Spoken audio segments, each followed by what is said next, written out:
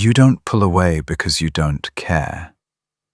You pull away because some part of you learned that being seen can feel dangerous. And if that hits a little too hard, that's probably the point. What people often call avoidant personality isn't just shyness or being private. It can look like disappearing when things get real, overthinking every interaction, wanting connection, and then choking on it the second it gets close. You crave safety, but intimacy can feel like standing under a spotlight with no skin. And that's why this pattern is so confusing from the outside. People call you distant, cold, hard to read. But inside, it often feels like you're trying to survive your own tenderness. Picture this. Someone texts you something warm. Nothing intense, just kind.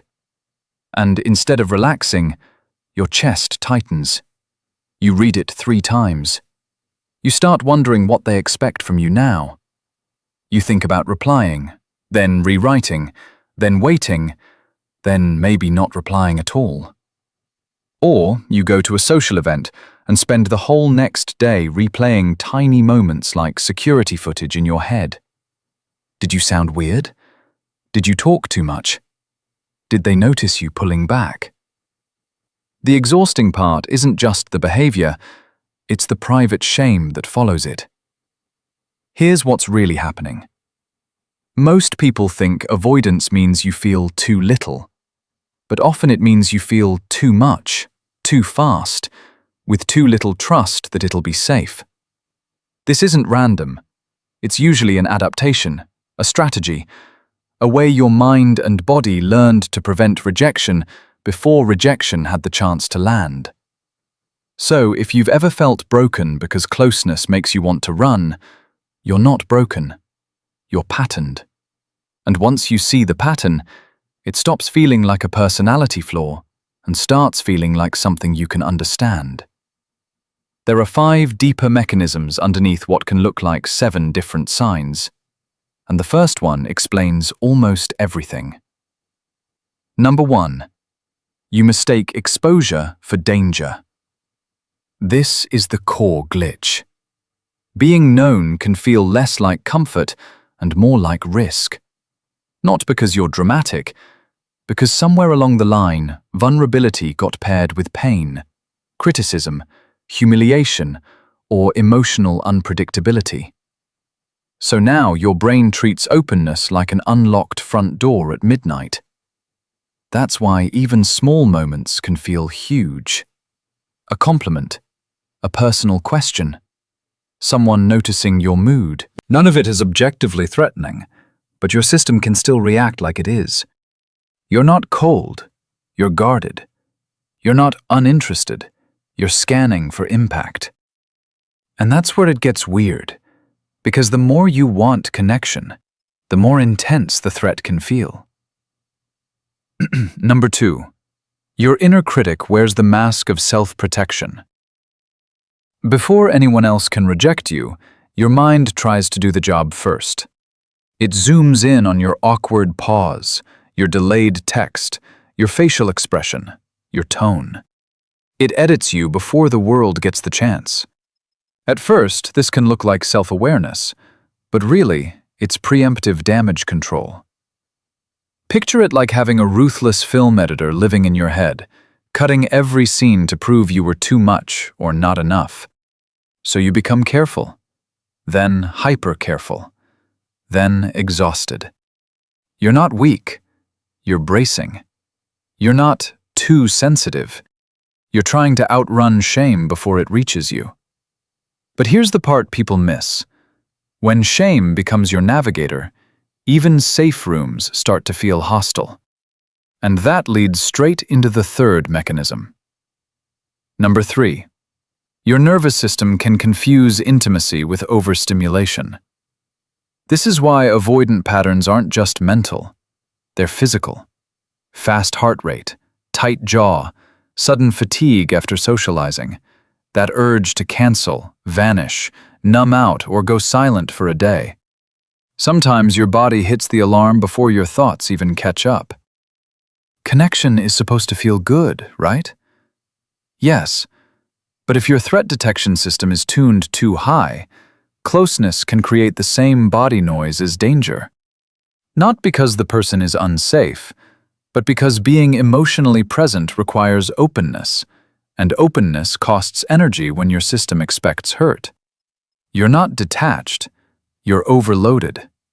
You're not bad at people, you're trying to regulate in the middle of invisible static.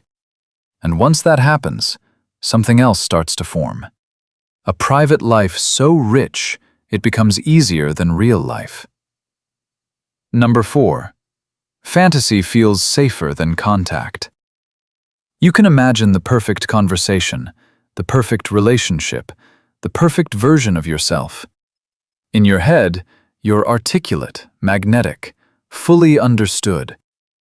But real interaction is messy. There are pauses, misreads, need, timing, risk. So the mind quietly makes a deal. Dream deeply, engage lightly. This is one of the saddest parts of avoidance, because it can make you look like someone who doesn't care, when really you care so much that reality feels too expensive. Fantasy is a glass house, beautiful, controlled, untouchable. Real closeness is weather. It changes you.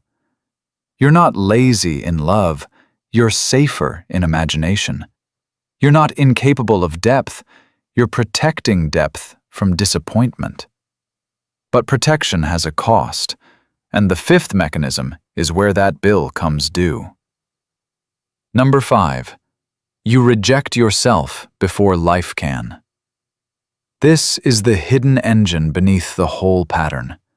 You downplay your feelings, minimize your needs, act like it's fine if nobody reaches back.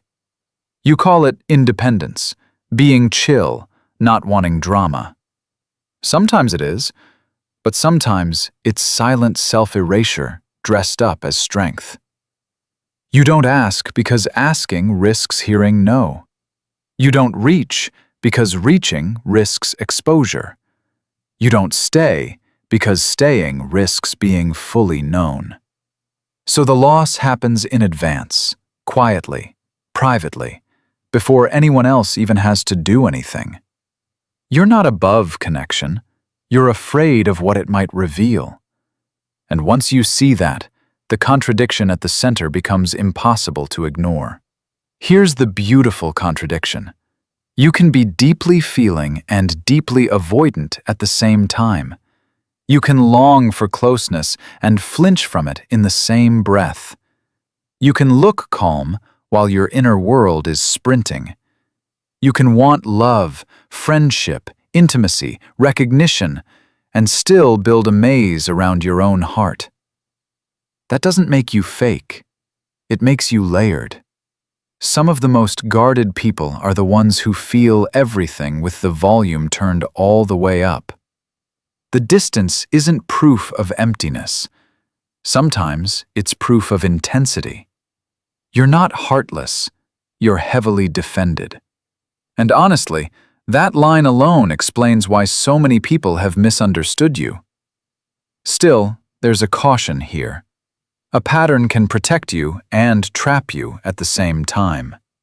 Avoidance can start as self-protection, but if it hardens, it can turn into self-sabotage. It can make you confuse peace with numbness, privacy with isolation, standards with fear, independence with emotional exile. And the danger is not that you're wrong for coping this way. The danger is that you can get so good at leaving first that you never find out who would have stayed. So the gentler reframe is this. Instead of asking, "Why am I like this?" ask, "What am I trying to protect?" That question changes everything. It moves you out of self-attack and into self-understanding. Not excuses, clarity. Maybe this part of you was never trying to ruin your life. Maybe it was trying to save you with outdated instructions. And maybe healing doesn't begin when you become fearless. Maybe it begins the moment you stop calling your survival patterns your identity. The wall was intelligent. The distance made sense. The mask had a job. But you are more than the strategy that kept you safe when safety was scarce. So here's the real ending. Your hesitation is not proof that you're incapable of love. Your retreat is not proof that you're empty. And your silence is not proof that there's nothing inside you worth knowing. Sometimes the person who steps back the fastest is the one who feels the deepest, and has simply mistaken protection for personality. So tell me in the comments, team disappear first, or team overthink everything? And if this hit close to home, the next video needs to be about the hidden reason you crave connection and resent it at the same time, because that's the pattern sitting right behind this one.